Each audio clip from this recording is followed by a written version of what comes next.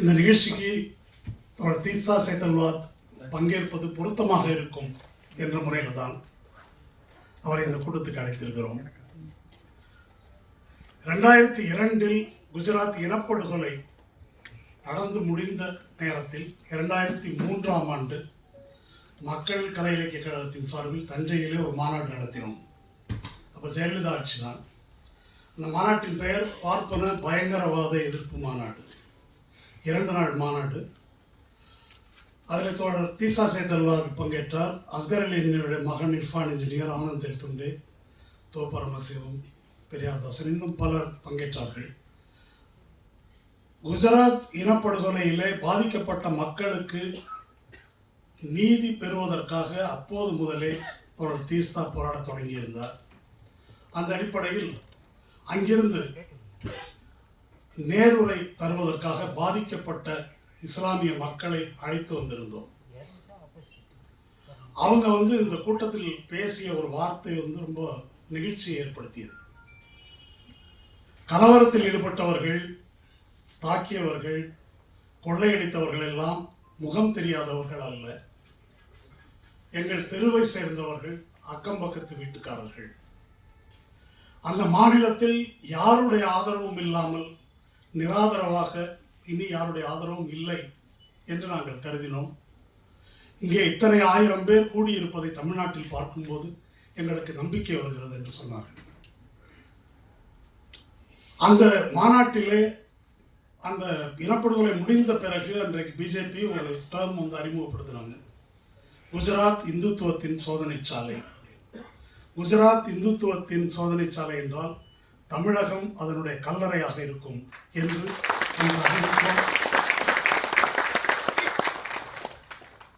அந்த இனப்படுகொலைக்கு காரணமான குற்றவாளிகள் ஓரளவிற்கேனும் சிலராவது தண்டிக்கப்பட்டிருக்கிறார்கள் என்று சொன்னால் அதற்கு அரசு காரணம் அல்ல, முழுக்க முழுக்க தோழர் தீஸ்தா சேத்தல்வாதினுடைய முயற்சிகள்.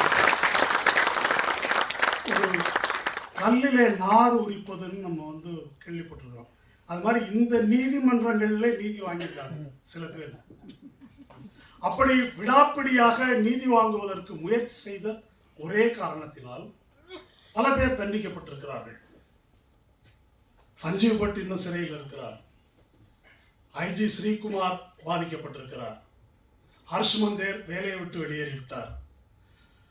தீஸ்தா சேத்தல்வாதுடைய வழக்கு உங்களுக்கு தெரியும். கன்வில்கர் என்ற நீதிபதி ஓய்வு பெற்று விட்டார்.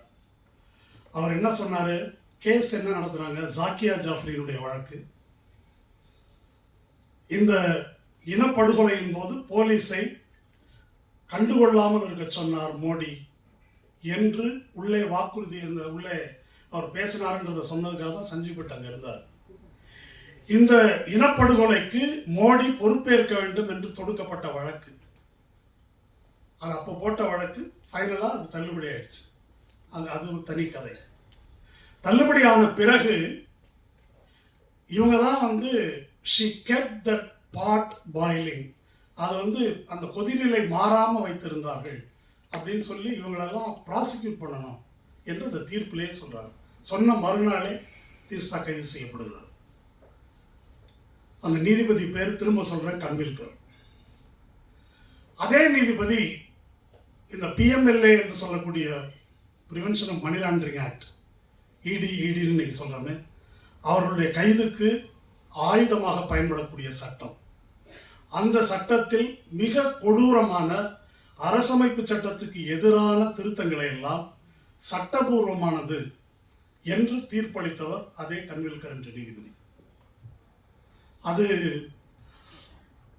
இன்னசென்ட் அன்டில் ப்ரூவ்ட் கில்ட்டி என்பதுதான் பொதுவான நீதி கோட்பாடு. இப்போ கில்ட்டி டில் ப்ரூவ்ட் இன்னசென்ட். நேற்று கூட ஒரு கூட்டம் நடந்தது. ஜஸ்டிஸ் முரளிதரனை வச்சு NR இளங்கோ அவங்க கூட்டம் நடந்திருக்கிறாங்க. இன்னைக்கு காலையில். இப்போ கில்ட்டி டில் ப்ரூவ்ட் இன்னசென்ட், அதுதான் செந்தில் பாலாஜி உள்ள இருக்கார், இப்போ கேஜ்ரிவால் உள்ள இருக்கார், எல்லாரும் உள்ள இருக்கிறாங்க. இப்போ தீஸ்தா சேத்தல்வாதுக்கும் செந்தில் பாலாஜிக்கும் என்ன தொடர்பு? தீஸ்தா சேத்தல்வாத் ஒரு ஆக்டிவிஸ்ட்டு, மோடியை தண்டிக்க முயற்சி பண்ணாங்க, அதனால் பழிவாங்கப்பட்டார்கள். இவர்கள் எல்லாம் அப்போ தனக்கு எதிராக யாரும் இருக்க முடியாது, எந்த தளத்திலும் இருக்க முடியாது என்ற அடிப்படையில் தான் பாசிசம் இயங்குகிறது என்பதற்கு இது ஒரு சிறந்த எடுத்துக்காட்டு. இந்த மோடியின் முடிவு என்பது 400+ நாங்கள் வெல்லப்பட முடியாதவர் என்று சொன்னார்கள். ஆனால் அதெல்லாம் மாறி இப்போ ஒரு ஸ்டெப் பின்னால் போய் இந்த முதல் ஃபேஸ் 2வது ஃபேஸ் எலெக்ஷன் முடிந்த பிறகு, குறிப்பாக முதல் ஃபேஸ் எலெக்ஷன் முடிந்த பிறகு அவருடைய பேச்சு மாறி இருப்பதை நாம் பார்க்கிறோம். 2 விதமாக மாறி இருக்கு. ஒன்று, என்னை யாரும் வெல்ல முடியாது, நான் வர்றதை தவிர வேற வழி கிடையாது, நான் ஆட்சிக்கு வந்தால் அடுத்த 100 நாளைக்கு என்ன செய்யணும் ரிசர்வ் பேங்க்லேருந்து எல்லாரையும் கூப்பிட்டு அதிகாரிகளெல்லாம் கூப்பிட்டு உத்தரவு போட்ட நபர் காங்கிரஸ் வெற்றி பெற்றால் உங்களுக்கு இப்படி ஆயிடும்னு பேச வேண்டிய நிலைமை வந்திருக்கிறது. இது ஒரு மாற்றம். காங்கிரஸ் வெற்றி பெற்றால் என்று மோடி தன்னுடைய வாயால் பேச வேண்டிய ஒரு மாற்றம் வந்திருக்கு. அது முதல் சுற்று தேர்தலில் அது தனக்கு சாதகமாக இருக்கும் என்று இவ்வளவு சுற்று தேர்தல்களை தேர்தல் ஆணையத்தை வைத்து ஏற்பாடு செய்தார். ஆனால் இந்த முதல் சுற்று என்பது தமிழ்நாடு உள்ளிட்ட இடங்கள் அவர்களுக்கு எதிர்மறையானது.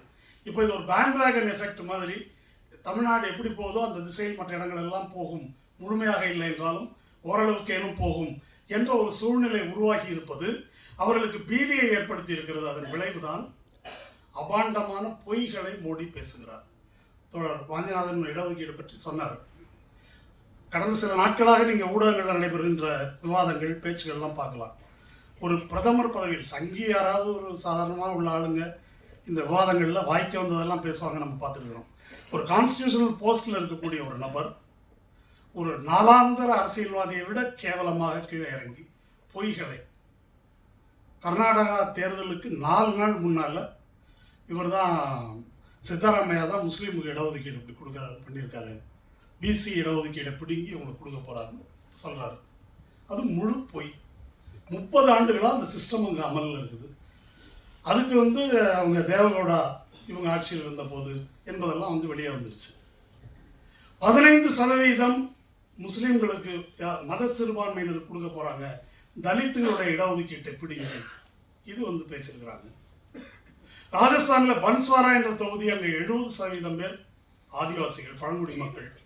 அங்கே பாரதிய பழங்குடியினர் கட்சின்னு ஒரு கட்சி இருக்குது, அது காங்கிரஸ் கட்சி அதனை ஆதரிக்கிறது. அங்கே போயிட்டு உங்களுடைய இடஒதுக்கீடை எல்லாம் பிடுங்கி முஸ்லீமுக்கு கொடுக்க போகிறாங்க. இப்போது இவ்வளவு பொய்களை பேசியும் மத வெறுப்பை தூண்டியும் தேர்தல் ஆணைய நடவடிக்கை எடுக்கவில்லை என்பதெல்லாம் ஒரு விஷயம். இப்போ இப்படியெல்லாம் பேச வேண்டிய நிலை ஏன் ஏற்பட்டது அப்படின்றத பார்க்கும்போது ஒரு கோணத்தில் பார்த்தாக்கா பயந்துட்டாங்க. பயந்து போனதனால்தான், தோல்வி நிச்சயம் என்று கருதுவதால் தான் இவ்வளவு கீழ்த்தரமாக இறங்கி அவர் பொய் பேச தொடங்கி இருக்கிறார் என்பது இதை பற்றிய ஒரு அண்டர்ஸ்டாண்டிங், ஒரு புரிதல். ஆனால் இந்த பயம் என்பது இப்போ பொய் பேசும் போது மட்டும்தான் நம்ம கண்டுபிடிக்கல. எப்போ எதிர்கட்சி தலைவர்களுக்கு எதிராக இடியை ஏவ தொடங்கினார்களோ, அவர்களை கைது செய்ய தொடங்கினார்களோ, எப்போ காங்கிரஸோட இந்த அக்கௌண்ட்டை முடக்கிறார்களோ, எப்போ ஹேமந்த் சோரனையும் கேஜ்ரிவாலையும் எந்த ஆதாரமும் இல்லாமல் உள்ளே வைக்கிறார்களோ, அப்போ எதிர்கட்சியை முற்றிலுமாக கைகால் வாயெல்லாம் கட்டி போட்டுவிட்டு சண்டையில் இறங்குகிறேன் என்ற நடவடிக்கைகளின் போதே மோடியின் அச்சம் தெரிந்து விட்டது. ஆனால் இந்த அச்சத்தை என்னுடைய கருத்தின்படி எப்படி பார்க்கணும்னாக்கா, ஒரு டாக்டிக்கல் ஒரு பின்வாங்குது, விட்ராயல், டாக்டிக்கலாக இந்த மாதிரி விஷயங்கள் செய்வது. ஆனால் சித்தாந்த ரீதியாக மோடி இப்பொழுது பேசுறதெல்லாம் அவர்களுடைய கருத்தியலின்படி, ஆர்எஸ்எஸ் கருத்தியலின்படி அதுதான் அவங்களுடைய நிலைப்பாடு. முஸ்லீம் வெறுப்பாக இருக்கட்டும், அரசமைப்பு சட்டத்தை ஒழிப்பதாக இருக்கட்டும், இடஒதுக்கீட்டை அழிப்பதாக இருக்கட்டும், அல்லது ஜனநாயகம் வேண்டாம் என்பதாக இருக்கட்டும், ஒரு கட்சி ஆட்சியை நிலைநிறுத்துவதாக இருக்கட்டும், சொத்துக்களை எல்லாம் பார்ப்பன பனியா முதலாளிகளுக்கு தாரை வார்ப்பதாக இருக்கட்டும், இதெல்லாம் அவங்களுடைய கொள்கையிலேயே இருக்கிறது. அடிப்படையில் இதெல்லாம் அவங்களுடைய தொலைநோக்கு திட்டங்கள். இந்த திட்டங்களை எல்லாம் வெளிப்படையாக பேச முடியாமல் ஒரு தற்காப்பு நிலைக்கு கடந்த சில நாட்களாக தள்ளப்பட்டு விட்டோம் என்ற ஆத்திரத்தில் தான் இந்த நடிகை கஸ்தூரி பாண்டே போன்றவர்கள்லாம் அப்படி பேசுறது. இப்போ அவ்வளோ திமிரா பேசுவது, அந்த ஆத்திரம், வன்மம், அதில் தான் அவங்க அப்படி பேசுகிறாங்க. ஒரு 400+ அப்படின்னு பேசின மோடியினுடைய உளவியல் தாக்குதலை முறியடிப்பதற்கு அவங்களுடைய பலவீனத்தை சுட்டி காட்டுவது நமக்கு முக்கியம்.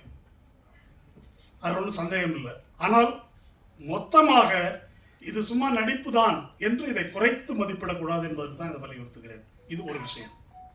இப்போ வட இந்தியாவில் ஏற்பட்டு வருகின்ற மாற்றங்களை நாம் எப்படி பார்ப்பது, இது ரொம்ப முக்கியம்.